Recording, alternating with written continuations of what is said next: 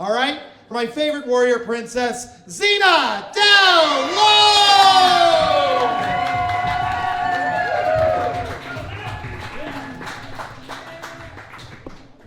Hi. So, I am a double divorcee. It's true. It's true. You don't have to clap for that. It's actually very depressing because both of my ex-husbands were gay.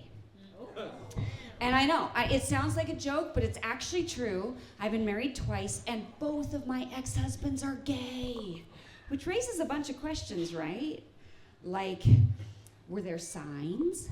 Did I know before I married them that they were gay? Did I turn them gay? I mean, come on. If I could turn men gay, wouldn't that be kind of like a superpower? Like, I could put that on my resume, right? Like, doesn't that seem like the kind of thing you want to brag about? I don't know. I think so.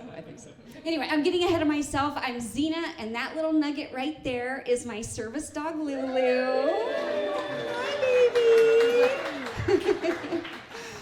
You know, the very first thing that people want to know whenever they meet Lulu is they want to know, what job does she perform? Well, I'll tell you. She lets me know when men are gay. Clearly a service I need. You know, when you have a service dog, I will admit that the boundaries get a little muddy. Like, we have what some people might describe as a codependent relationship. Like, that's a bad thing. I mean, codependency, mutually reliant.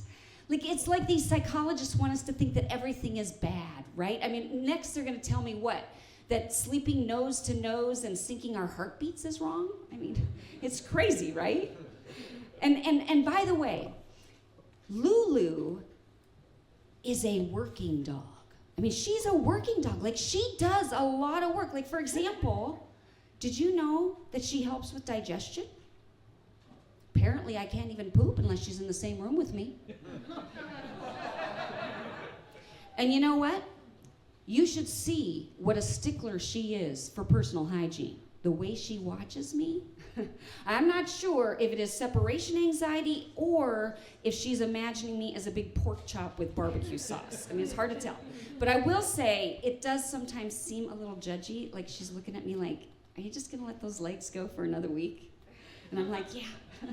You know, it's a little embarrassing. But you know what? I'm not a freak. Like, I don't dress her up in a tutu, and I don't think that she's my child as if I gave birth to her from my actual body. I know she has limitations, unlike my neighbor. Like, the other day, I overheard my neighbor talking to his cat. And you could tell from the way that he was talking to this cat, he really believed that this cat understood him. I went inside, told my dog. We just laughed and laughed. So I'm from Montana. Anybody here ever been to Montana? Okay, that's fair. I mean, we don't get a lot of traffic. We have more cows than people. But it's really beautiful there, and I'm actually a fourth-generation Montanan. My grandparents and my great-grandparents were cattle ranchers, which means that I was raised around all sorts of masculine, John Wayne cowboy types, right? And I still managed to wrangle myself up 2 gay husbands. Like, how does that happen? Well, I personally think that it has something to do with a particular personality trait of mine. I am a literalist. Anybody here know what a literalist is? You do, right? It's someone who takes things literally, as opposed to kleptomaniacs who take things literally. Like, when I was in the 3rd grade and I asked my brother, Rob, what does SOB mean? And he said, scoot over, baby. I believed that well into my 20s. It made road trips very awkward. Or like when I asked my first husband, are you gay?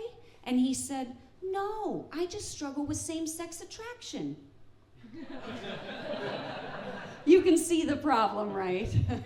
Like, I believe people when they tell me things. I mean, honestly, it's a miracle I'm not in a cult anymore. Now, I will say that there is one advantage to being a literalist, and that is that your mind is always boggled by all the things you're taking literally. Like one time, I went to my grandmother's house, and you know how old people's houses kind of get that funky smell? And my grandma's like, "What, you've never smelled mothballs before?" And I said, "How did you even get their little legs apart?" And I mean, she went on to tell me how she had mothballs stashed all over the house. I mean, can you imagine? My mind was blown. I was like, it seems so cruel. Like, I couldn't understand it. But you know what I could understand? Hell. That's right, eternal fiery torment for these monsters who cut off mothballs. I mean, honestly, I don't understand why some people don't believe in hell when others so clearly need to go there. Sorry, Grandma. But there is an advantage, by the way, to being a literalist, and that is that you develop an insatiable desire for hunger and truth.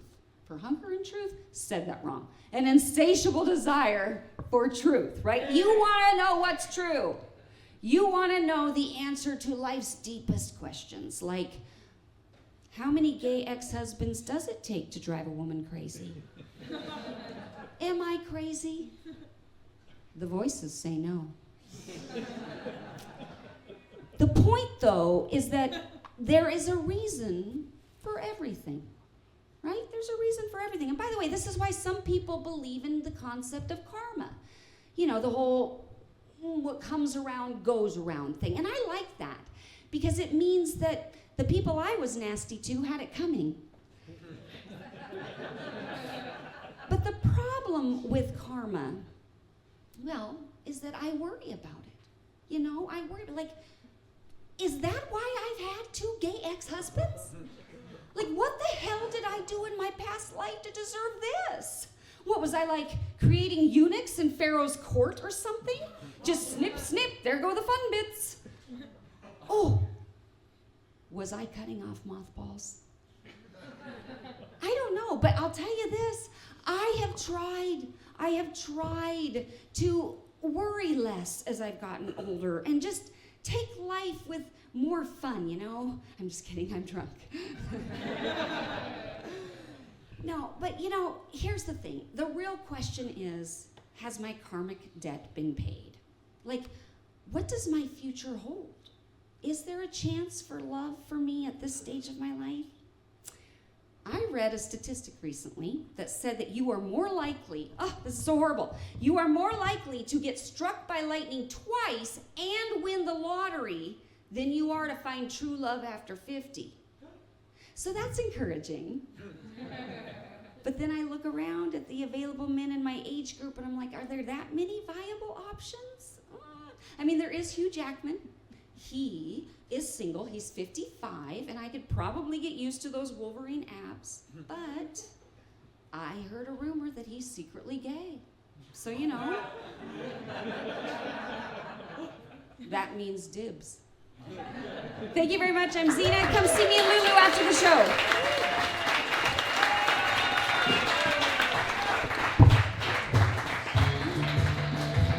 Zena, Dell, Lowe,